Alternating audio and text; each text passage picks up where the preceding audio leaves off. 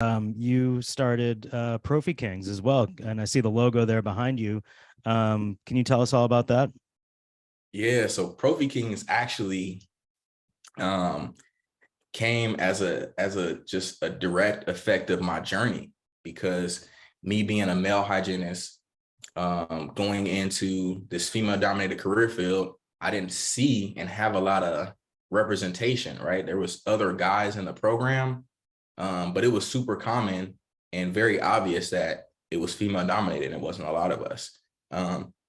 And naturally, just my personality, I started to kind of stand out. Not even trying though, but just naturally, I guess, coming from the military, being the only guy and being such a friendly person in the school, I started to step into leadership positions in school. So I was voted class president of my cohort, and then I was voted Student American Dental Hygiene Association president.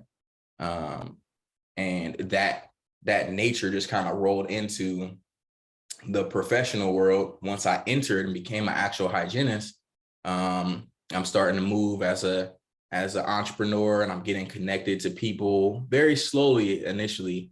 But then I started to see that there was a need for male representation, like in the forefront. And there is another group that I want to shout out, because I have a lot of respect for them, because we have the same mission. Mr. RDH, Raphael Rondon, he also is about creating and helping to spread, support for men and dental hygiene. So me and him, I think, are the only two organizations that are actually pushing this.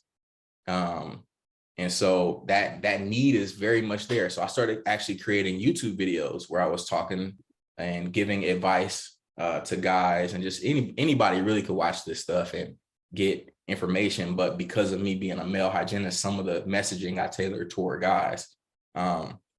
But from that, I really started to see that there was a lane here, because I would get tons of comments from guys saying, hey, I'm getting out of the military too, and I'm looking at this as a career field. Hey, I'm in high school and I'm looking at this as an opportunity for me to, and it's just like so many guys that are nervous and unsure about going into this career field. It's very, I think, synonymous with nursing. Like male nurses, how there was a point in time when that was like a not common, and then now it's a little bit more widespread, that there are male nurses. So we're on that kick up too here in dentistry, where we're starting to see more of a male presence being represented, but we still have a whole long way to go. Yeah, so Prophy Kings came, from that need. It was created in that light. So you mentioned advice and coaching, and some people getting in touch with you, whether it's from the military or high school. So you're lending advice and mentorship for people thinking about going into the profession. What about if they're already in school, they're in hygiene school, or even they've graduated hygiene school and they're in the profession? Yeah, absolutely. So Prophy Kings helps in all of those areas. So I'm actually putting together a program that will be in conjunction with Prophy Kings, called Hygiene Prep and Step. And what it is essentially, who it's for is for the inquiring hygienists. These are the people who are at the stage where they're on Google and they're looking up dental hygiene jobs, dental hygiene schools, and what is the salary, what's the average, all of these things, right? That stage when you have all these questions. Can I do this and work a job full time? Can I, how long does it take, right? When you're in that phase, that's the inquiring phase. Then you have the people who have actually been accepted. They've committed to the idea that they're going to hygiene school, and they've applied, or they're in a process of applying, and they've been accepted into a program. I'm sorry, they're in the process of applying, right? We help them there.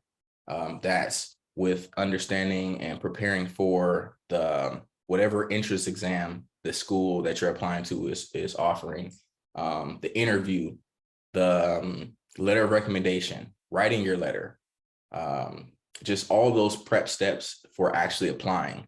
Then once you actually get in a program, and it's super important to have support there too, because that is, and I say this all the time, dental hygiene school was the hardest thing I ever did in my life.